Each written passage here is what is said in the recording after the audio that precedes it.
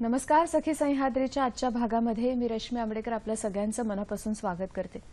कौटुंबिक स्वास्थ्य चांगलं राहावं आपल्या प्रत्येकाची इच्छा असते, पण काही काही वेळेला पती पत्नीमध्ये आणि पर्यायाने त्या कुटुंबामध्ये काही काही वादविवाद होतात. ते अपरिहार्य असे असतात आणि मग त्याचं रूपांतर काही वेळेला कायद्याची मदत घेण्यापर्यंत जातं. मग हे कोणते कोणते वादविवाद आहेत, कोणत्या कोणत्या वादासाठी आपल्याला कायद्याची मदत घ्यावी लागते आणि ती मदत घेतल्यानंतर स्त्रियांना कोणते हक्क प्राप्त होतात, या सगळ्याबद्दल आजच्या कार्यक्रमामध्ये आपण चर्चा करणार आहोत. आपला विषय काय आहे बघून घेऊया. आजच्या कार्यक्रमाचा आपला विषय असणार आहे कौटुंबिक विवाद आणि स्त्रियांचे हक्क. या महत्त्वाच्या विषयावर चर्चा करण्यासाठी आणि मार्गदर्शन करण्यासाठी आपल्याबरोबर दोन तज्ज्ञ आहेत, दोन पाहुणे आहेत. आपल्या पहिल्या पाहुण्या आहेत ॲडव्होकेट प्रतिमा शेलार. नमस्कार. तुमचं कार्यक्रमात स्वागत करते. भारतीय स्त्री शक्ती मुंबई विभागाच्या त्या जॉईंट सेक्रेटरी म्हणून काम करतात आणि मुंबई जिल्हा उपनगर जिल्हा विधी सेवा प्राधिकरणामध्ये त्या लीगल ॲडवायझर म्हणून आहेत. तुमचं कार्यक्रमात पुन्हा एकदा स्वागत करते मॅडम. आणि आपल्या दुसऱ्या पाहुण्या आहेत, दुसऱ्या तज्ज्ञ आहेत ॲडव्होकेट प्रणाली सावंत. तुमचं सुद्धा कार्यक्रमात स्वागत करते. 10 वर्ष ग्राहक न्यायालयात न्यायाधीश म्हणून कार्यरत होत्या त्या आणि त्यानंतर आता ग्राहक न्यायालय आणि कुटुंब न्यायालय ह्याच्यामध्ये किंवा फॅमिली कोर्ट ह्याच्यामध्ये त्या प्रॅक्टिस करतात. त्यामुळे अशा अत्यंत अनुभवी अशा दोन तज्ज्ञ आजच्या कार्यक्रमामध्ये आहेत.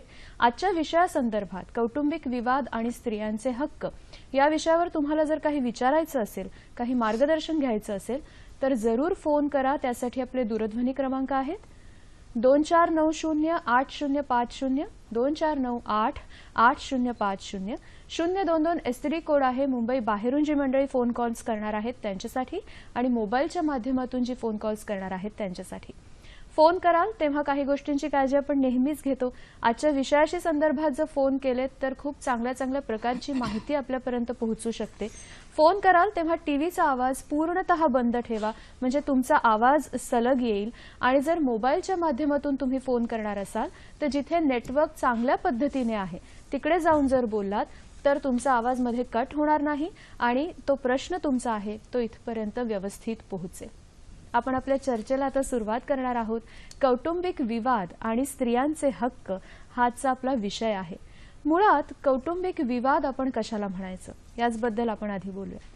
कौटुंबिक विवाद म्हणजे मॅडम काय सांगाल? कौटुंबिक विवादमध्ये नवरा बायको प्लस घरात जिथे जॉईंट फॅमिली आहे अशा जॉईंट फॅमिलीत सासू सासरे किंवा इतर घरातली मंडळी आणि नवरा बायको ह्यांच्यामध्ये असलेले वादविवाद ह्याला कौटुंबिक विवाद असं म्हणण्यात येते. ह्याची कारणं म्हणाल तर अशी आहेत की ज्यावेळेला एक मुलगी लग्न करून जेव्हा सासरी येते त्यावेळेला सासरी आल्यानंतर तिच्याकडनं खूपच अपेक्षा केल्या जातात की तिने काय ती ज्या घरातून येते त्या सगळ्या पद्धती चालीरीती सोडून तिने या सासरच्या घराची चालीरीती स्वीकाराव्या लागतात. त्या तिने स्वीकाराव्यात.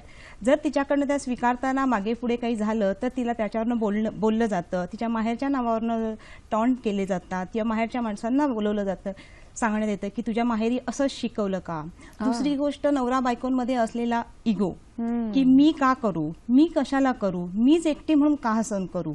तिसरी गोष्ट नवरा बायको दोघंही आज सर्व्हिस करणारे आहेत त्यामुळे दोघांचाही कामाचा वाटता ताण दोघांवर हा हे एक भाग आहे. दोघांनाही कामाचं प्रेशर असतं, वेळेत आटपून वेळेत ऑफिसमध्ये पोचायचं असतं. ऑफिस गेल्यानंतर ऑफिसमध्ये त्या कामाच्या जबाबदाऱ्या असतात त्या पूर्ण पाडायच्या, त्या तारेवरची तारंबळ त्या दोघांची कसरत करावी लागते.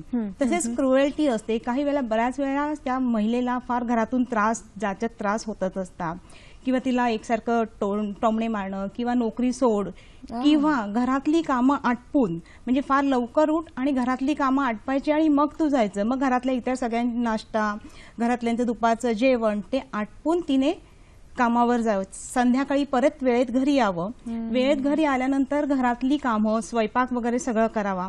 जर तिला कामावर येताना उशीर झाला तर मग तुला उशीर का झाला, मग एवढा वेळ कुठे होतीस, मग मैत्रिणींबरोबर गेली असशील, मग माहेरी गेली असशील, अशा अनेक गोष्टीने तिला टॉर्चर केलं जातं. शिवाय आणि चौथी गोष्ट, जगण्याच्या ह्या पद्धती आजकाल बदलत चाललेल्या आहेत. आर्थिक परिस्थिती म्हणजे काही वेळेला मुलगी ज्या वेळेला लग्न करून येते त्यावेळेला तिच्या काही अपेक्षा असतात. जर त्या अपेक्षांची पूर्ती नाही झाली तर तिच्या मनामध्ये वेगळा एक ताणतणाव निर्माण असतो. त्याची प्रतिक्रिया ती संसार करताना कुठे ना कुठे आपल्याला लक्षात येतं आणि दिसण्यात येतं. तसेच एक्स्ट्रा मॅरिटिकल अफेअर ही आजकालची वादविवादाची कारणं आहेत. म्हणजे लग्नबाह्य संबंध, म्हणजे त्याचा संशय आला तरी पण म्हणूनच सांगते की इथे विश्वास हा सर्वात महत्वाचा टप्पा आहे. एकमेकांमध्ये जर विश्वास असेल तर मग हे वाद मला नाही वाटत विकोपाला जातील. चौथी गोष्ट आर्थिक परिस्थिती, जबाबदारी कुणी घ्यावी, तसे अनेक अपेक्षाभंग, अशा अनेक गोष्टी विवादाला कारणीभूत ठरतात. सावंत मॅडम, तुम्हाला काय वाटतं की आता ह्या सगळ्या बरोबरीने म्हणजे मुलीकडनं या अपेक्षा ठेवणं, तिने कसं वागणं ह्याचे सगळे मोजमाप ठरवणं, किंवा हल्ली दोघंच जण राहतात, न्यूक्लिअर फॅमिलीज वाढत चाललेल्या आहेत, तर ह्या सगळ्यामध्ये सोशल मीडिया ह्याचा सुद्धा खूप मोठा प्रभाव ह्या कारणांमध्ये तुम्हाला जाणवतो? हो, मला असं वाटतं की आजकाल असं झालेलं आहे की आपण एकमेकांशी बोलण्याच्या ऐवजी आपण मोबाईलमध्ये किंवा सोशल मीडियामध्ये, फेसबुक असू दे किंवा व्हॉट्सअप असू दे, इंस्टाग्राम असू दे, खूप सारे माध्यमं आजकाल उपलब्ध झालेली आहेत. तर अशा परिस्थितीमध्ये आपण एकमेकांना समजून घेऊन एकमेकांमध्ये एक नातं प्रस्थापित होण्यासाठीचे प्रयत्न करायला हवेत. त्याच्याऐवजी आपण सोशल मीडियामध्ये इतके गुंगून गेलेलो आहोत की त्याच्यामध्ये असं होतं बऱ्याचदा की नवरा बायकोंमध्ये जे एक नातं प्रस्थापित व्हायला होतं, विशेषतः जेव्हा आपण नवीन लग्न करून आलेलो असतो तेव्हा ते नातं डेव्हलप होण्याची जो कालावधी असतो तो कालावधी जर आपण एकमेकांसाठी नाही दिला तर मला वाटतं की तिथे ते एकमेकांना समजून घेण्याला आपण कमी पडतो आणि त्याच्यामुळे पण कधीतरी वादविवाद होऊ शकतात. दुसरं मला असं वाटतं की बऱ्याचदा आपण समोरच्याला गृहीत धरतो. बरोबर. किंवा नवीन मुलगी जेव्हा आपल्या घरी लग्न होऊन येते तेव्हा तिला काहीतरी मत असू शकतं आणि त्या मतांचा आपण आदर करायला पाहिजे. हे जेव्हा आपण जर एकदा स्वतःला मान्य केलं, स्वतः आपण त्या कुटुंबाने जर मान्य केलं तर बऱ्याचदा मला वाटतं वादविवादाचे प्रसंग टळू शकतील. आणि आता तुम्ही म्हणालात तसं की हल्ली व्यक्त सुद्धा नवरा बायको बऱ्याचदा आपापल्या अकाउंट्सवर होत असतात सोशल मीडियावर, आणि इतक्या वर्षांची आपली लग्नाची परंपरा आहे तरी सुद्धा अजून अपेक्षा ठेवणं किंवा एकमेकांबद्दल काय म्हणत ग्रांटेड धरणं, या गोष्टी सुद्धा तितक्याच मोठ्या प्रमाणामध्ये. आणि मला असं वाटतं की जेव्हा नवीन मुलगी ती लग्न करून आपल्या घरी येते तेव्हा तिला कुठेही परकेपणाची भावना आली नाही पाहिजे. कारण की होतं कसं की आपल्याला असं वाटत असतं की तिने तिचं सासरचं घर आपलं मानावं, परंतु तिला आपण तितका पटकन आपण तिला आपलं म्हणतो का? कारण की बऱ्याचदा असं होतं की खूपदा अशी तक्रार ऐकायला येते की सासू सासरे किंवा नवरा काही विशेषतः आर्थिक बाबींच्या बद्दल तिच्या समोर बोलत नाहीत, कारण किंवा काही विशिष्ट गोष्टींपासून तिला लांब ठेवलं जातं. तर मग जेव्हा आपली अपेक्षा असते की तिनं हे घर आपलं म्हणावं तेव्हा तिला सुद्धा आपण आपलं म्हणणं आवश्यक आहे असं मला वाटतं. बरोबर आहे. या सगळ्यामध्ये जेव्हा आपण ही सगळी कारणं बघतो आहोत विवादाची, त्यावेळेला त्याच्या गांभीर्याचे सुद्धा काही टप्पे असतील. म्हणजे काही विवाद असतात, काही वाद असतात, ते कौटुंबिक स्तरावर आपण सोडवू शकतो, पण नंतर त्याचं स्वरूप हळूहळू बदलत जातं आणि मग आपल्याला दुसरी मदत घ्यावी लागते. तर त्याच्याबद्दल शेलार मॅडम काय सांगाल तुम्ही? बऱ्याच वेळेला असं होत असतं की समंजसपणा, एकमेकांना समजून घेण्याची त्यांच्यामध्ये कॅपॅसिटी नसते, त्यामुळे समजून न घेता तू आणि मी, तू आणि मध्ये हा वाद घालतात. शेवटी बऱ्याच एक एक्सटेंड लेवलला झाल्यानंतर की नाही आता मला असह्य होतंय, मी हे सहन करणारच नाही, मग अशा वेळेला तो वाद विकोपाला जातो म्हणजे नेमका काय, तर मला आता सहन होत नाहीये, मी सहन करणार नाहीये, बस आता मला तुझ्याबरोबर राहायचं नाही, म्हणून मग ते कोर्टाची पायरी चढावी लागते. पण त्याच्या अगोदर कोर्टाची पायरी चढू न देता आपण त्याच्या आधी काही प्रयत्न करू शकतो जेणेकरून हे विवाद कमी होतील? येस, कोर्टाची पायरी न चढण्यासाठी आपण प्रथमतः काय करावं, पहिल्यांदा नवरा बायकोनी आपापसात एकमेकांचे मतभेद प्रश्न सॉल्व्ह करावेत. त्याच्यानंतर जर आपल्या तू का मी मध्ये श्रेष्ठ कोण, तर आपण एक तिसरी घरातली जी इतर मोठी माणसं आहेत, मग मुलीकडची नातेवाईक, मुलीकडचे आई वडील, मुलीचे आई वडील किंवा मुलाकडचे नातेवाईक किंवा मुलाचे आई वडील ह्यांनी एकत्र बसून एकमेकांमध्ये नेमका प्रॉब्लेम कुठे आहे, नेमकं दोघांचं कुठे पटत नाहीये हे दोघांनी समजून घ्यायचं. माझी मुलगी बरोबर आहे, माझा मुलगा बरोबर आहे असं न करता नाही, दोघांच्याही चुका आहेत, दोघांनी एक एक पाऊल मागे यायला पाहिजे असा एक सामोपचाराने प्रयत्न करणं. अगर हाही प्रयत्न त्यांचा जर फेल ठरला तर काही सामाजिक संघटना आहेत, तिथे कौटुंबिक सल्ला केंद्र म्हणून चालले जातात, तिथे एक्सपर्ट असतात, त्या एक्सपर्टकडे जाणं की मला कळत नाही, तुम्हाला कळत नाही, घरातल्या व्यक्तींना समजत नाही, काय करणं, ज्यावेळेला एक्सपर्ट असतात, काउन्सिलर असतात, मॅरेज काउन्सिलर असतात, त्यांच्याकडे जावं आणि त्यांना हे प्रश्न सांगावे, त्यांच्यामार्फत हे प्रश्न सोडवले जाऊ शकतात. त्याही पलीकडे जर आपल्याला समजतं की नाहीच समजत आहे, नाहीच आता जमत आहे, तर आता कोर्टाने नवीन कोर्ट, फॅमिली कोर्ट हे नवीन प्रोग्राम्स हातात घेतात आहे. त्या पद्धतीने आता लीगल एड क्लिनिक म्हणून स्टार्ट केले आहे. वेगवेगळ्या एरियामध्ये हे क्लिनिक स्टार्ट केले, म्हणजे जिथे कोर्टाची पायरी न चढता महिलेनी किंवा त्या कुटुंबातील लोकांनी तिथे जावं, आपले प्रॉब्लेम सांगावे की कुठे आपलं जमत नाहीये, कुठे आपला वाद विवाद होतो आहे, तो वाद कसा टाळावा, म्हणून एक नवीनच लीगल एड क्लिनिक हे स्थापन केले. तिथे जावं, तिथे आपले प्रॉब्लेम्स आहेत, जेणेकरून त्या दाम्पत्यांना कोर्टाची पायरी चढावी चढावी लागणार नाही. पण अशा काही सिच्युएशन्स येतात की हे सगळं करून सुद्धा उपाय चालत नाही आणि मग नाईलाजाने म्हणूया आपण त्या स्त्रीला किंवा त्या कुटुंबाला कोर्टाची पायरी चढावी लागते. आपण आता अशा एका स्टेजपर्यंत आलो आहोत की हे सगळं झाल्यानंतर अशी एक वेळ येते की कायद्याची मदत आपल्याला घ्यावी लागते. इथपर्यंत आपण आलोय. पण त्याआधी सावंत मॅडम तुम्हाला काही सांगायचं होतं ह्याच्याबद्दल? मला एवढंच फक्त म्हणायचं की आपल्याकडे एक भारतीय समाजमन आपलं असं आहे की जे कौटुंबिक विवाद असतात ते कौटुंबिक विवाद आपण सरळ कोर्टापर्यंत नेत नाही. सुरुवातीला आधी ते नातेवाईक, मध्यस्थ, मित्रमैत्रिणी, समुपदेशक यांच्या माध्यमातून ते सोडवण्याचा प्रयत्न करतो आणि जेव्हा हे सगळे प्रयत्न जेव्हा फोल ठरतात तेव्हा आपण कोर्टाची पायरी चढतो. ह्या गोष्टीसाठी फक्त काही प्रसंग असे असतात की जेव्हा स्त्रीला घराच्या बाहेरच काढलं जातं किंवा तिला अगदी मारहाण होते तेव्हा मग ती समुपदेशक आणि बाकीच्या लोकांची मदत घेणं ही प्रक्रिया नसते. अशा प्रसंगी मात्र ती डायरेक्ट कोर्टामध्ये किंवा पोलिसांच्याकडे मदतीला जाते. मला या सगळ्यामध्ये म्हणजे आता आपण त्या स्टेजेस कोणत्या आहेत त्याच्याकडे वळण्याआधी एक सोशल प्रश्न विचारायचा आहे की जेव्हा स्त्री म्हणते की मला आता सहन होत नाहीये आणि आता मला ह्याच्यापासून मुक्तता हवी, त्यावेळेला ती जेवढं सांगत असते त्याच्या बरंच काही काही घडलेलं असतं. ह्याचा अंदाज आपण काढायला हवा, कारण त्याशिवाय तर ती असं म्हणणार नाही ना की आता हे माझ्या पूर्ण सहनशक्तीच्या पलीकडे गेलेलं आहे. तिने बरेच चान्सेस घेतलेले असणार स्वतःसाठी. काय सांगाल? हो, बऱ्याच वेळेला असं होतं की ती असं नाही की पहिलं डायरेक्ट ती कोर्टाकडे जाते किंवा हुंबरड्याच्या बाहेर पाऊल टाकते. ती बऱ्याच गोष्टी सहन करत असते की घरातल्यांची बोलणी, नवऱ्याचं बोलणं सगळं केल्यानंतर आपण हा एक प्रयत्न करूया, दुसरा प्रयत्न करूया, असे अनेक प्रयत्न शेवटी सगळे प्रयत्न करते. मी माझा स्वभाव बदलला, माझ्या रोजच्या पद्धती बदलल्या, मी घरातली कामं जी आहे, मला जी डोमेस्टिक वर्क्स आहे ते सगळं मी व्यवस्थित केल्यानंतर सुद्धा माझं कुठेही कौतुकच केलं जात नाहीये, मला कुठे समजूनच घेतलं जात नाहीये. मग अशा वेळेला तिची सहनशक्ती अक्षरशः संपते. काही वेळेला बऱ्याच वेळेला तिला टॉर्चरिंग, मारहाण सुद्धा केली जाते. एवढं करताना तिला मारलं जातं, उपाशी ठेवलं जातं. काही वेळेला मुलांपासून तिला दूर केलं जातं, मुलांना भेटायला देत नाही. जी सासू घरातली असते किंवा काही नणंद असते तर ती मुलाला स्वतःच्या ताब्यात, मुलाला भरू पण देत नाही. हा माझा मुलगा, हा माझा नातू आहे असं करून तिला अगदी घरातल्या मोलकरणीप्रमाणेच वागवलं जातं. त्यावेळेला तिला ते असह्य होतं. नाईलाजाने तिला उंबरठ्याच्या बाहेर पाऊल टाकावंच लागतं. अजून कोणत्या सिच्युएशन्स आहेत ज्याच्यामध्ये मग ती आता कोर्टाकडे जायचं ठरवते? आता काही गोष्टी असतात त्या शारीरिकदृष्ट्या आपल्याला दिसू शकतात, जर मारहाण झाली म्हणा किंवा हे असं उपाशी ठेवलं गेलंय. पण ह्या सगळ्यामध्ये मानसिक टॉर्चर हा सुद्धा भाग येतो कोर्टात जाण्यासाठी? मानसिक टॉर्चर आहे ना, हा महत्वाचा भाग आहे. डिवोर्स घेण्यासाठी हे one of the main reason. Mentally torture आणि फिजिकली टॉर्चर. मेंटली टॉर्चर म्हणजे वारंवार परत तिला टोचून बोलणं जातं. हल्ली बऱ्याच वेळेला काही लग्नबाह्य संबंध असतात. लग्नबाह्य संबंध असल्यानंतर ते ती स्त्री कितपत कोणत्या लेवलला सहन करू शकते ते शेवटी ती सगळे प्रयत्न करते की कसं मी माझ्या नवऱ्याला माझ्यापर्यंत परत आणू. ज्यावेळेला हा सगळे तिचे प्रयत्न संपले जातात, असह्य होतं, तिला अगदीच टॉर्चर प्रमाणात लिमिटच्या बाहेर टॉर्चरिंग होतं, त्यावेळेला मग तिला नाईलाजास्तव कोर्टाची पायरी चढावी लागते. पण सावंत मॅडम, ह्या सगळ्यामध्ये आपण जेव्हा शारीरिक टॉर्चर बद्दल बोलतो आहोत तर ते दिसू शकतं, त्याचे पुरावे आता कोर्टात गेल्यानंतर आपल्याला ह्या गोष्टी सगळ्या ओघाने आल्याच नाही का. पण मग मानसिक टॉर्चर जे होतात त्याचे पुरावे कुठे दिसत नाहीत?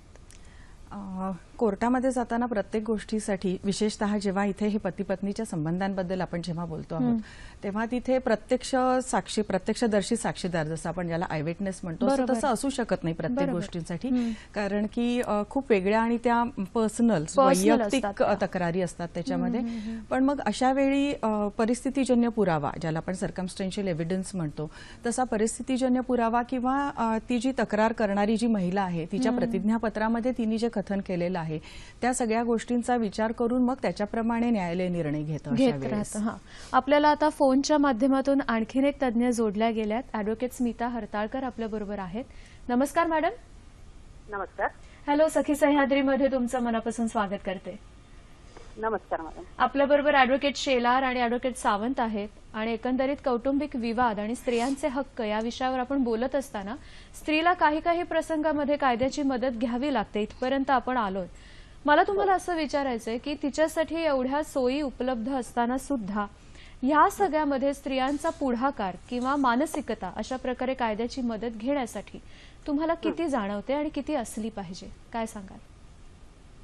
पहिले ऍडव्होकेट प्रतिमा केला, ऍडव्होकेट प्रणाली सावंत यांना माझा नमस्कार. आतापर्यंत आपण जो कौटुंबिक विवाद व स्त्रियांचे हक्क याबद्दल माहिती दिली आहे ती अतिशय छान माहिती दिलेली आहे. माझ्या मते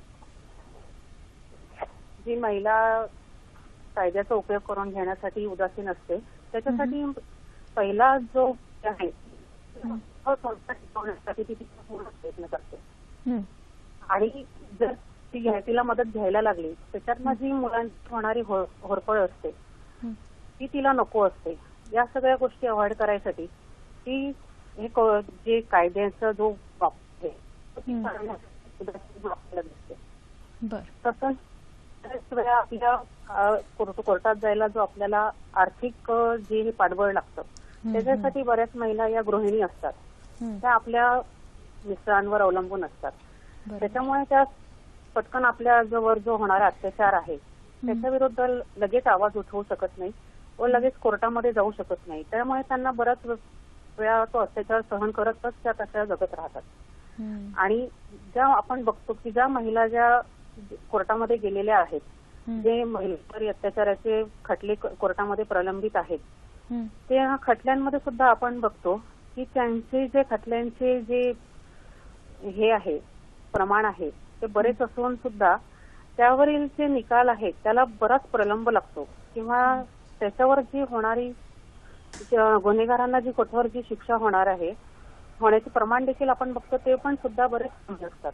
त्यामुळे सुद्धा आपल्याला महिलांमध्ये उदासीनता दिसून येते की कौटुंब याचा वापर करत नाही. त्यांच्यासाठी जे बरेच जरी कायदे उपलब्ध असले तरी त्याचा वापर करताना आपल्याला तेवढा दिसत नाही. जाता जाता फक्त एवढंच सांगा की ही उदासीनता त्यांच्यामध्ये दिसून येते पण त्याच्यावर मात करून त्यांनी पुढे येणं त्यांचं भलं होण्यासाठी म्हणा किंवा त्यांचं कुटुंब वाचण्यासाठी किंवा दुसरं कुठलंही कारण असेल ह्याच्यासाठी त्यांनी पुढे येणं हे खूप महत्वाचं आहे असं तुम्हाला वाटतं? काय सांगाल?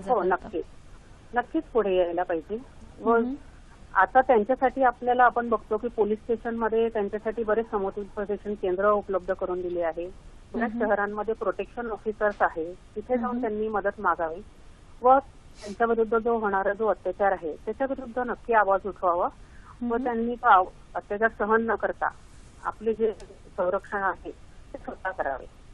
धन्यवाद स्मिताताई आमच्या बरोबर इथे जोडल्या गेल्याबद्दल आणि खूप छान माहिती तुम्ही आमच्यापर्यंत पोहोचवलीत की तिने पुढाकार घेणं तिच्यावर मुळात अन्याय होतोय हे मान्य करून तिने पुढे येणं हे सगळ्यात महत्वाचं आहे. त्यांनी कारणं सुद्धा वेगवेगळी सांगितली की ती का उदासीन राहते.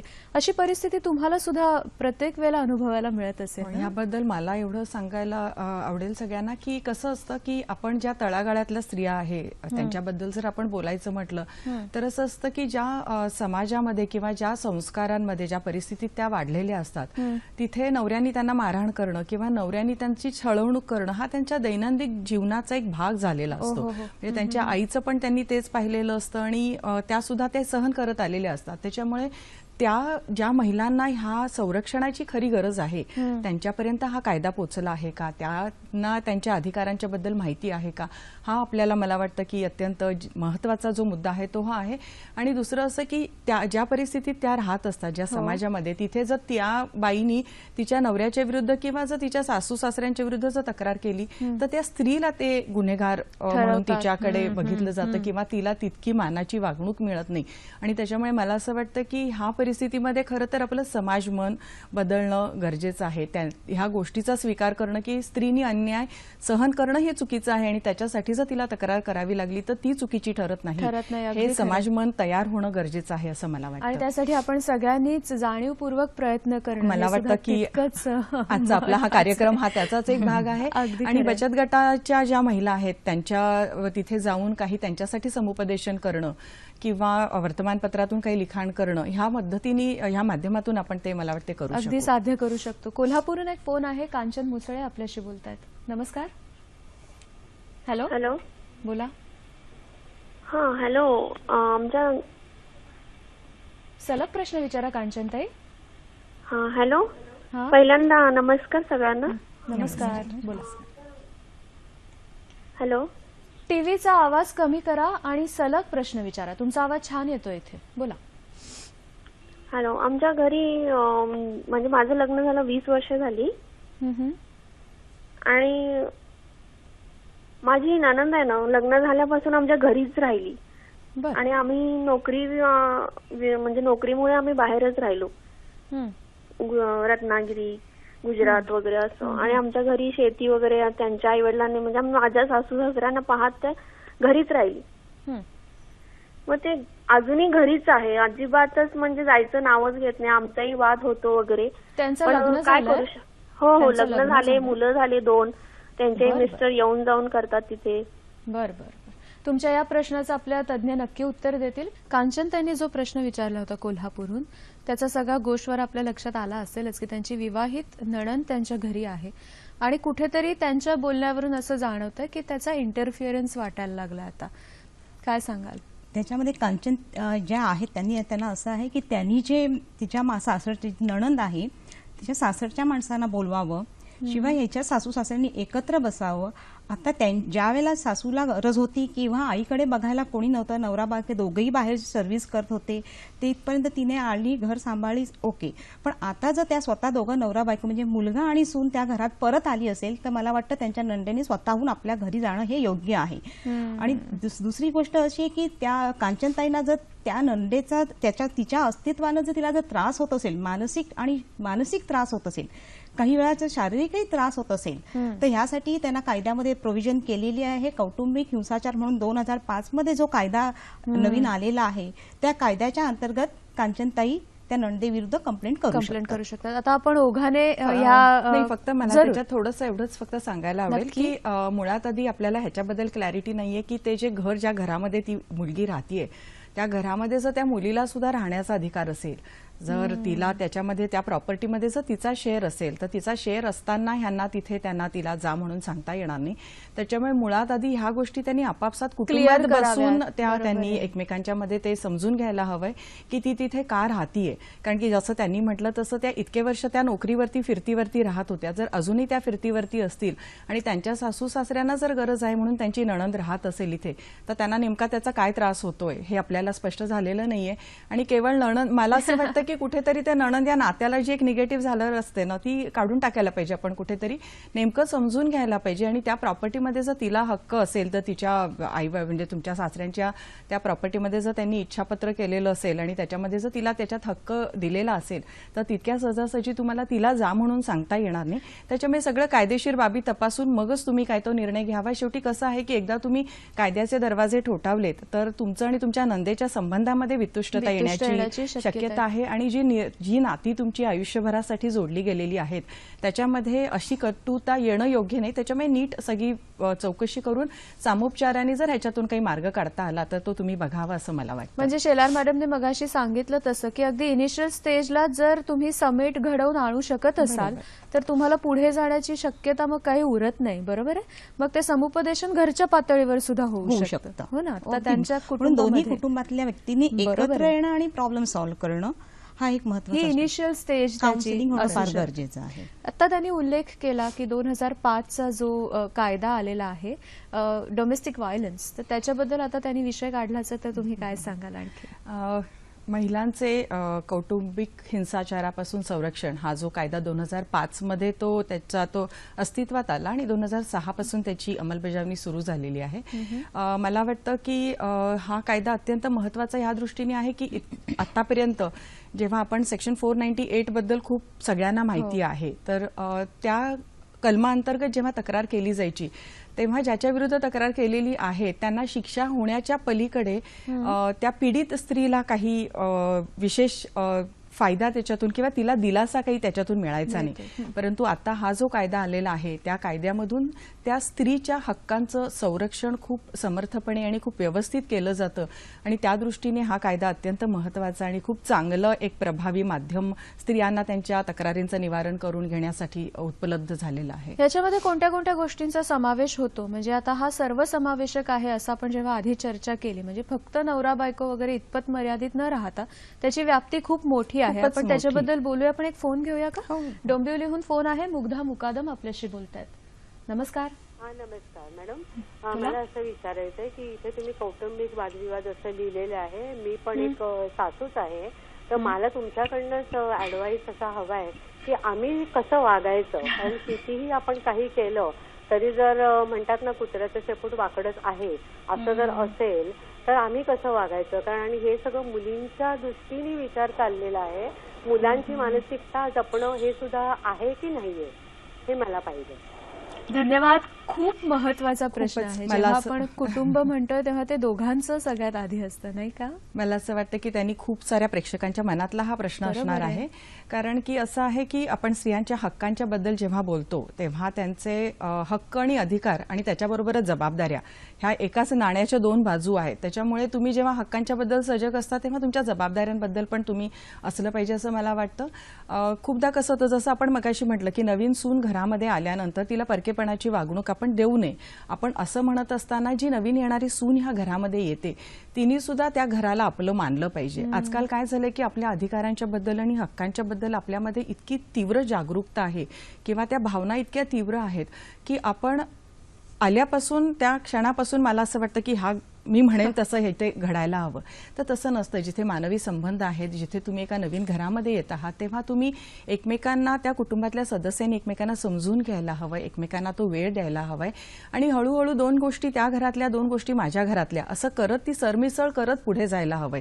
आल्याबरोबरच मी म्हणेन त्याप्रमाणे सगळं घर चाललं पाहिजे अशी भूमिका घेणं चुकीचं आहे असं मला वाटतं. आणि त्याच्यामध्ये खूप मोठा सहभाग आईवडिलांच्या संस्काराचा असतो आणि त्याच्यामुळे मला असं वाटतं की तो आपला जो भाग आहे, जे कर्तव्य आपलं पेरेंट्स म्हणून आहे, आई वडील म्हणून आहे, ते योग्य रीतीने पार पाडायला हवंय. तुम्हाला काय सांगायचं ह्याच्यामध्ये? सुनेनेही सासूला समजून घेतलं पाहिजे. त्या घरातल्या ज्या चालीरीती आहेत त्या आत्मसात केल्याच पाहिजे. आपली जी कर्तव्य आहे ती पार पाडलीच पाहिजे. कारण लग्नापूर्वीचं आयुष्य आणि लग्नानंतरचं आयुष्य ह्याच्यात फरक असतोच असतो. ज्या पद्धतीने आपण अनमॅरिड असताना वावरतो त्याच पद्धतीने लग्न झाल्यानंतर आपल्यावर जबाबदारी येते. काही जसं लग्न हे बंधन म्हटलं जातं किंवा लग्नाच्या बंधनात आपण अडकतो. त्या बंधनात अडकताना त्यांना अनुषंगाने येणारी बंधनं जी काही जबाबदारी आहे तेही पार पाडणे ही आपली कर्तव्यच आहे. त्याबद्दल सुनेनही सासूची त्यांच्या पद्धती काय त्या आत्मसात, जसं मी मगाशीच म्हटले की तिने त्यांच्या चालीरीती पण आत्मसात करणं आणि सुनेच्या म्हणजे माहेरच्यानी पण म्हणजे मुलीच्या आईने पण किती इंटरफेअर करावा तिच्या सासूच्या गोष्टींमध्ये किंवा तू कशी वाग किंवा तू असं आहे ना तू अशीच वागली पाहिजे असंही मुलीच्या आई वडिलांनी तिला त्या पद्धतीने सांगू नये. त्यांनी ही शिकवण किंवा द्यावी की तुझे संस्कार तू त्यांचे आहेत तिथले संस्कार आपण त्यांच्या चालीरीती आपण आत्मसात करायला आणि पाहिजे. बऱ्याचदा हे सिच्युएशनल असतं का, असे कोणाचे तरी एकाचे ठोकताळे दुसऱ्याला लावून असं काही होत नाही, बरोबर आहे ना? शेवटी सासू सुनेचा त्यांचा जो संवाद असेल सुरू, दोघींनी एकमेकींना समजून घेणं हे योग्य आहे. जसं जर सून नोकरी करत असेल तर सासूने समजून घ्यायला पाहिजे आणि सुनेनेही समजून घ्यायला पाहिजे की मी नोकरी केल्यानंतर अख्खा दिवस जर माझी सासू घर सांभाळत असेल तर आल्यानंतर माझी जबाबदारी आहे की मी आल्यानंतर तिला आराम देणं किंवा मी तिची मदत करणं किंवा तिला जे सहाय्य करता येईल ते मी करणं हे माझं कर्तव्य आहे. ज्यावेळेला सून असा विचार करते त्यावेळेला मला नाही वाटत की वाद फार विकोपाला जातील. त्याच्यामध्ये दुसरं एक मला असं वाटतं की जेव्हा आपण सासरी जातो, जेव्हा आपण आपल्या माहेरी राहत असतो तेव्हा आपल्या आईबरोबर सुद्धा वाद होतात किंवा आपल्या बहिणीबरोबर सुद्धा वाद होतात, आपल्या भावाबरोबर होतात. तर ते जितके आपण सहजपणे विसरून पुढे जातो तसंच सासरच्या नात्यांबद्दल पण व्हायला हवंय असं मला वाटतं. बऱ्याचदा आईने सांगितलेली एखादी गोष्ट आपण जितकी सहज मान्य करतो तितकी सासूनी सांगितलेली सूचना आपल्याला फारशी आवडत नाही. तिथे कुठेतरी मग मला आपण ते थोडंसं तितकं ते पॉझिटिव्हली किंवा सकारात्मक पद्धतीने आपण ते घेत नाही आणि मग तिथून कुठून तरी तो संघर्षाची सुरुवात होते असं मला वाटतं. त्याच्यामुळे नात्यांमधला जो नाजूकपणा आहे ते जपण्याचं कौशल्य ज्यांना साधलं त्यांच्या संसारामध्ये अशा प्रकारचे प्रसंग फार कमी घडतात. ह्या सगळ्या गोष्टी सामोपचाराने आपण कसे वागलं पाहिजे किंवा समेट घडवून आणण्याच्या दृष्टिकोनाने वातावरण कसं खेळीमेळीचं राहिलं पाहिजे त्याच्याबद्दल आपण बोललो. शेलार मॅडम, एक प्रश्न आपल्याला ईमेलच्या माध्यमातून आलाय. आपले हल्ली प्रेक्षक ईमेलच्या माध्यमातून सुद्धा त्यांचे प्रश्न विचारतात. आपल्या एक सखी असं विचारतात की त्यांचा पुनर्विवाह झालाय आणि पुनर्विवाहामध्ये सुद्धा त्यांची फसवणूक झाली आणि त्या सध्या माहेरी राहतात. त्यांना स्वतःचं घर घ्यायचंय पण आत्ता ज्यांचा पुनर्विवाह झालाय ते लोक फसवे आहेत असं त्यांचं म्हणणं आहे, कर्जबाजारी आहे आणि त्यांचं आधार कार्ड आणि रेशन कार्ड ही जी आपली महत्वाची डॉक्युमेंट्स असतात ती त्यांच्याबरोबर आहेत. मग त्यांना पुन्हा कायदेशीर घटस्फोट घ्यावा लागेल का जर त्यांना स्वतःचं घर घ्यायचं असेल तर? जर त्यांना स्वतःचं घर घ्यायचं असेल तर पुन्हा कायदेशीर घटस्फोट घेण्याची आवश्यकता नाही, ते स्वतःची प्रॉपर्टी घेऊ शकतात. अच्छा, त्याच्यासाठी नाही, घटस्फोटाची घटस्फोट काही घेण्याची आवश्यकता आवश्यकता नाही. स्वतःच्या नावावर माहेरच्या नावावर त्या प्रॉपर्टी घेऊ शकतात. कारण त्यांनी असं म्हटलंय की त्यांचं आधार कार्ड आणि रेशन कार्ड तिकडच्या आधार नावावर कार्ड आहे. आणि रेशन कार्ड जरी त्या नावावर असलं तर त्या केवळ त्या 2 गोष्टींसाठी ह्यांनी घटस्फोट घ्यावा आणि मगच स्वतःची प्रॉपर्टी करावी असं कुठेही कायद्यामध्ये म्हटलेलं नाही. बरं, एक हैदराबादचा फोन आहे आणि मग आपण त्या कायद्यांबद्दल बोलूया. हैदराबादहून बोलतात आपल्याशी. नमस्कार, बोला नमस्कार. सुशीला, बोला. मला हा प्रश्न विचारायचा आहे की हे जे नॉर्मल जे तरतूद आहेत त्याच्याबद्दल तर मला कल्पना आहे, पण मला माझा हा प्रश्न आहे की मला हा डाऊट आहे की माझ्या नवऱ्याला काहीतरी असं सायकोलॉजिकल प्रॉब्लेम असावा तो त्याच्यामुळे असं होतंय की जर काही छोटे मोठे वादविवाद, म्हणजे वादाला काही कारणच नसतं, त्यानंतर असं आहे की काही वाद झालेच तर मग त्यांची जी स्टेज असते ते डायरेक्ट मरून मारण्यापर्यंतची असते. तर माझ्या घरातल्यांनी किंवा त्याच्या मित्रमैत्रिणींनी कोणीही जर त्याच्यामध्ये इन्व्हॉल्वमेंट दाखवलं तर तो त्यांनाही हे कन्व्हिन्स करून दाखवतो की कशी मी चुकीची आणि कसं तो बरोबर आहे. तर माझ्या घरातलेही किंवा आणि दुसरं म्हणजे इनडायरेक्टली ब्लॅकमेलिंग असतं त्याचं की माझ्या घरातले जे आहेत ते जॉईंट फॅमिली असल्यामुळे तो असं दाखवतो की मी तुझ्या कझिन्सना किंवा तुझ्या नातेवाईकांना हे करेल, मी ते करेल, आणि काही वेळेला इव्हन त्याच्या तुमचा प्रश्न आला लक्षात सुशीलाताई, आपण विचारूया. त्यांना असं वाटतं की त्यांना मानसिक त्रास आहे की काय, पण तरी सुद्धा त्यांना होणारा त्रास हा तेवढाच आहे. सर्वप्रथम आपण त्यांनी असं म्हटलंय की त्यांना मानसिक त्रास आहे, म्हणजे मेडिकली कुठेतरी काहीतरी त्यांना त्रास आहे. तर मी असं म्हणेन की सर्वप्रथम त्यांनी स्पेशालिस्टना दाखवा, डॉक्टरांना दाखवलं की पर्टिक्युलर वेळेला ही व्यक्ती, अदरवाईज जर ती व्यक्ती जर योग्य असेल आणि चांगली वागत असेल, काही ठराविक सिच्युएशनमध्ये जर ती एकदम हायपर होत असेल आणि जर मला त्रास देत असेल तर मला वाटतं डॉक्टरांचा सल्ला घेणं हे योग्य ठरेल ह्या वेळेला. आणि मग समजा डॉक्टरांनी जर नॉर्मल रिपोर्ट दिला तर मग पुढे आपण कायद्याची मदत घेऊ शकतो. ती कशी घेऊ शकतो? डॉक्टरांनी जर नॉर्मल रिपोर्ट दिला की नाही ही व्यक्ती योग्य आहे, म्हणजे ओके मेडिकली फिट आहे, तर मग अशा वेळेला त्यांनी कायद्याची मदत घ्यावी. असह्य झालेलं आहे, बरेच टॉर्चरिंग होत आहे, मानसिक ताण होतो आहे, त्यामुळे तिच्या म्हणजे मानसिक ताणामुळे तिच्यावर परिणाम होण्याची शक्यता आहे, डिप्रेशन येण्याची वेळ त्यांच्या बोलण्यावर मला असं जाणवत आहे की त्या बऱ्याच डिप्रेशनमध्ये घाबरत बोलतायत, प्रेशर खाली आहेत. तर अशा वेळेला मला वाटतं त्यांनी कुटुंब सल्ला केंद्रामध्ये जावं आणि त्यांचे सल्ला घेण्यात यावं. कारण मी असं सजेस्ट करणार नाही की पोलीस स्टेशनला डायरेक्ट जावं किंवा कोर्टाची पायरी चढावी, कारण काही वेळेला काय होतं डायरेक्ट पोलीस स्टेशनला गेल्यानंतर परिस्थिती आणखीन बिघडण्याची शक्यता असते. त्यावेळेला कुटुंब सल्ला केंद्र चालतात, तिथे त्यांनी जावं, आपली कायदेशीर म्हणणं मांडावं. मी तक्रार म्हणणार नाही, पण त्यांनी आपलं म्हणणं मांडावं. त्या कुटुंब सल्ला केंद्रामध्ये मग असं केलं जातं की त्या नवऱ्याला बोलवलं जातं की बाई प्रत्येक वेळेला तू एक सर्कमस्टन्स विशिष्ट वेळेला तू असा का वागतो, अशी परिस्थिती का आहे हे जाणून घेऊन मग त्यांचं काउन्सिलिंग करण्यात येईल. मग कदाचित त्यांचा प्रश्न सुटण्याची शक्यता आहे. कायदेशीर दृष्ट्या स्त्रीला कोणत्या कोणत्या गोष्टीसाठी मदत मिळते, कोणते कोणते हक्क तिला आहेत? आपण 498चा उल्लेख केला, त्याबरोबर पोटगी वगैरे ह्या सगळ्याबद्दल जर आपण बोलायचं ठरवलं तर आपण म्हटलं आहे 498 मध्ये काही वेळेला काय होतं, लग्न ठरताना सासरची माणसं आणि वेगवेगळ्या प्रकारच्या मागण्या करतात. त्या जर मागण्या जर नंतर पूर्ण नाही झाल्या तर त्या महिलेला टॉर्चर केलं जातं, तिला प्रचंड मानसिक तणावातून जावं लागतं. अशा वेळेला हा म्हणजे हुंडा मागणं हा एक 498 खाली इंडियन पिनल कोड ऍक्ट प्रमाणे 498 खाली त्या महिलेला तक्रार करता येते.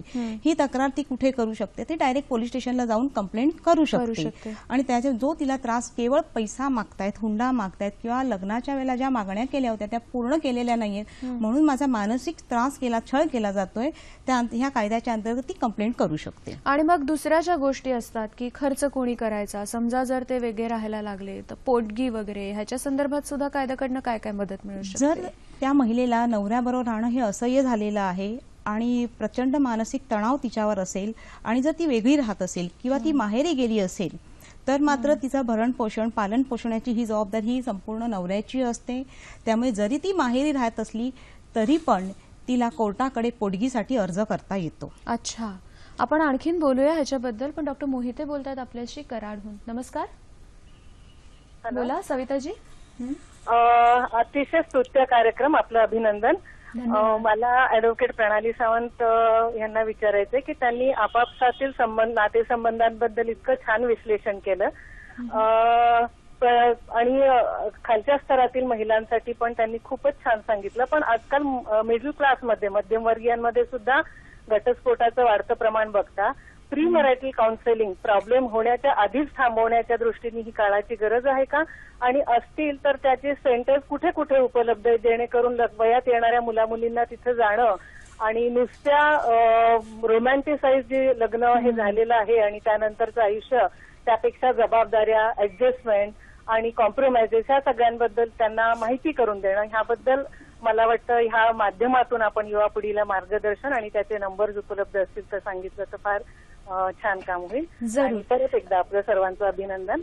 प्रणाली मॅडम, मोहिते मॅडमने आपल्याला जो प्रश्न विचारला होता की प्री मॅरेज काउन्सिलिंग असा काही प्रकार जर अस्तित्वात आहे, मला वाटतं तो जर खूप मोठ्या प्रमाणात तो पसरला तर मला वाटतं हे जे वाद होतात त्याचं प्रमाण कमी होईल. काय सांगा? ऍक्च्युली त्यांचा प्रश्न अतिशय चांगला आहे आणि मला असं वाटतं की ह्या सगळ्या प्रश्नाच्या मुद्द्याला तो हात घालणार आहे. कारण की असं आहे की जेव्हा आपण हे लग्न ही आपल्याकडे आपण इतकी गृहीत धरलेली गोष्ट असते की लग्न होऊन सासरी जाताना आपण बाकीचं सगळं जे सेलिब्रेशनचं ज्या गोष्टी असतात त्याच्याकडे खूप लक्ष देतो, परंतु गेल्यानंतर सासरची जी नाती आहेत ती कशी जपावी, तिथे गेल्यानंतर आपण काय करायला हवंय ह्याच्याबद्दलचं म्हणजे ब्युटी पार्लर्स खूप झालेली आहेत, परंतु ही जडणघडणीची जी सांगणारी जी आहे ती आणि तशा त्या काउन्सिलिंग सेंटरकडे जाण्याचं आपल्याकडे अगदी आपल्या समाजात नगण्य आहे ते प्रमाण. आणि त्याच्यामुळे त्यांनी जसं सजेस्ट केलं तसं आपण प्री मॅरिटल काउन्सिलिंग हे कॉलेजच्या लेवलवरती जर समजा सुरू केलं किंवा जिथे आपण ते वधूवर मेळावे असतात तिथे जर आपण ते सुरू केलं तर काही प्रमाणात ते प्रश्न सोडवण्यासाठी त्याची निश्चित मदत होईल असं मला वाटतं. पालघरहून एक फोन आहे, स्मिता पाटील आपल्याशी बोलतायत. नमस्कार, प्रश्न विचारा. Hello Smitaji. Hello hello. Okay, तुम्हाला आणखीनही काही कायदे सांगायचे? त्यांनी सांगितलं त्याच्यामध्ये मी ऍड असं वाटतंय की आपण लग्नापूर्वी जर आपण एक मुलींनी एकत्र यावे, आपले एकमेकांचे स्वभाव काय आहेत हे एकमेकांना सांगावं, आपल्या घरच्या परिस्थिती काय आहे, आपल्या घरच्या आई वडिलांचे स्वभाव काय ह्याही एकमेकांना सांगणं फार गरजेचं आहे. जर मुलींनी नोकरी करावी किंवा करू नये असं जर मुलाला वाटत असेल त्यांनी त्याही पद्धतीने स्पष्टता लग्नापूर्वी एकमेकांची भेट घेऊन बोलून करावं. त्यात त्या मुलीच्या अपेक्षा काय, तिची आर्थिक परिस्थिती किंवा आर्थिक परिस्थितीबाबत तिचं काय म्हणणं आहे, ह्या सगळ्या गोष्टी एकमेकांना स्वतःचा स्वभाव सांगणं गरजेचं आहे. अगदी स्वतःचा स्वभाव अगदी राखीष्ट असेल किंवा तापट असेल किंवा अबोला असेल तेही सांगणं तिथे स्पष्ट, काहीही लपवायचं नाही. जर त्यांनी एकमेकांना सांगितलं तर मला वाटतं जर आपल्या आजूबाजूला जर असे काउन्सिलिंग सेंटर नसतील तर फक्त ह्या एवढ्या जरी गोष्टी केल्या तरी मला वाटतं विवाद हे टोकाला जाणार नाही. समजा जर लग्नानंतर त्या मुलीला स्वतःच्या माहेरचंच आडनाव लावायचं असेल तर कायद्यामध्ये आता ती तरतूद आहे? अगदी सहज आहे आता, म्हणजे त्याच्यामध्ये काही वेगळं करावं लागत नाही, ती मुभा आहे, स्त्रीला मुभा आहे. आता जाता म्हणजे आपल्याकडे शेवटची 5 मिनिटं आहेत, तर हा जो डोमेस्टिक व्हायलन्स कायदा आपण मगाचपासून त्याचं म्हणतोय की व्याप्ती खूप मोठी आहे, त्याच्यामध्ये कोणत्या कोणत्या गोष्टी प्रामुख्याने येतात, काय सांगाल? मला वाटतं की हा जो आहे डोमेस्टिक व्हायलन्स ऍक्ट त्याच्यामधला सगळ्यात महत्वाचा जो भाग आहे तो हा आहे की स्त्रीला समजा ती ज्या घरामध्ये राहत असेल त्या घरामध्ये जर तिला राहायचं असेल तर तशा प्रकारची ती मागणी कोर्टाकडे न्यायालयाकडे करू शकते आणि तिच्या राहत्या घरामध्येच हिंसाचार न होता तिला त्या घरामध्ये राहण्याची सुरक्षित वातावरणामध्ये तिला तिथे राहण्याचं आदेश कोर्ट देऊ शकतं. दुसरं असं आहे की त्याच्यामध्ये समजा तिला वाटत असेल की ह्या घरामध्ये मला राहायचं नाही कारण की माझ्या जीवितास धोका आहे, तर ती दुसऱ्या सेपरेट रेसिडेन्सची म्हणजे स्वतंत्र निवासाची मागणी न्यायालयाकडे करू शकते, ती तिला मंजूर होऊ शकते. तिच्या पोटगीची मागणी म्हणजे एक स्त्रीच्या ज्या काही मूलभूत गरजा आहेत त्या सगळ्या गरजांची काळजी ह्या कायद्यामध्ये घेतली आहे, कारण की तिला निवासाची त्याच्यामध्ये सोय आहे, तिच्या पोटगीची त्याच्यामध्ये व्यवस्था केली जाते, तिच्या मुलांच्या हक्क तिला त्याच्यामध्ये दिले जातात आणि शिवाय ह्या सगळ्या गोष्टींमुळे किंवा ह्या सगळ्या छळवणुकीमुळे जर तिचं काही नुकसान झालं असेल, तिला नोकरी सोडावी लागली असेल किंवा तिच्या काही प्रॉपर्टीचं नुकसान झालं असेल तर ती सगळी नुकसान भरपाई सुद्धा देण्याची तरतूद त्या कायद्यात आहे. आणि जो विषय सहसा कुठे आपल्याकडे चर्चेला जात नाही किंवा तसं तिचं म्हणजे लग्नासारख्या नात्यामध्ये सुद्धा जर तिचं काही लैंगिक शोषण होत असेल तर त्या शोषणाबद्दल सुद्धा ती ह्या कायद्यान्वये दाद मागू शकते न्यायालयाकडे आणि त्या पद्धतीचे आदेश करण्याचे अधिकार न्यायालयाला आहेत. आपल्याकडे खूप थोडा वेळ आहे. मी तुम्हाला जेव्हा आपल्याला उद्याचे कार्यक्रम काय आहेत ते बघायचे, त्याच्यानंतर जेव्हा मी तुमच्याकडे येईन तेव्हा अगदी एकेका वाक्यात तुम्ही सांगणार आहात की ह्या सगळ्या कायद्याची तिने मदत घेण्यासाठी निर्भय होणं किती गरजेचं वाटतं. ह्याच्याबद्दल एका वाक्यात आपण बोलूया.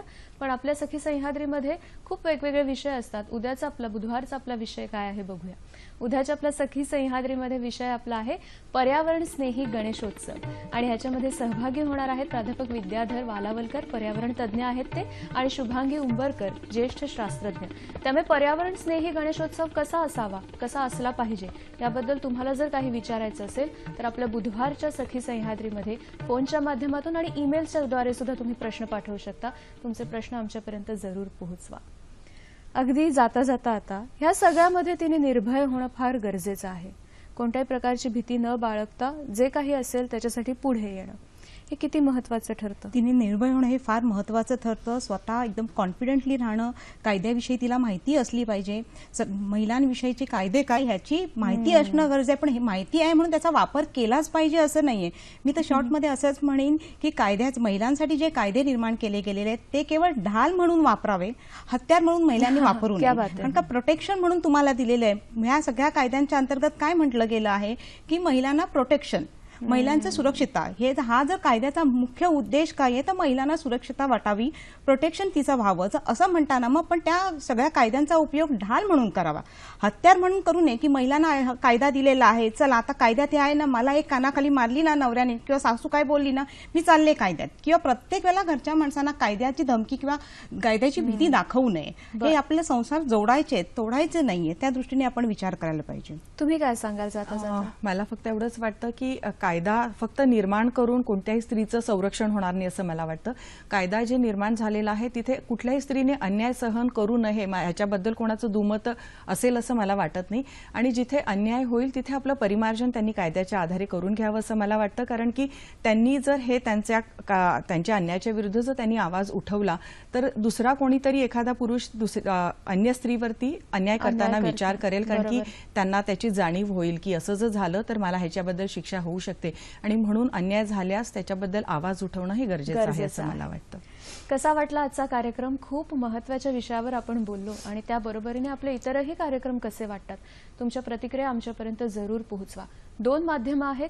एक तर तुम्ही फेसबुक पेजला व्हिजिट करू शकता किंवा तुम्ही मेल पाठवू शकता. फेसबुक पेजला जाण्यासाठी तुम्ही टाईप करणार आहात www.facebook/sakhisayhadri.dd आणि आपला ईमेल आयडी आहे sakhisayhadri@gmail.com. या 2 माध्यमातून आमच्यापर्यंत नक्की पोहोचवा की आमचा कार्यक्रम तुम्हाला कसा वाटला आणि ह्याच्यातून तुम्हाला काय मार्गदर्शन मिळालं. तुम्ही दोघीही इथे आलात. आवाका खूप मोठा आहे तरी सुद्धा खूप छान गोष्टी आमच्यापर्यंत पोहोचवल्या. तुमचे मनापासून आभार मानते आणि आपल्या सगळ्या प्रेक्षकांचे सुद्धा आभार मानायचे कारण खूप छान प्रश्न त्यांनी आमच्यापर्यंत पोहोचवले. नव्या विषयात नव्या कार्यक्रमामध्ये आपण भेटणार आहोतच. आज इथेच थांबतोय. नमस्कार.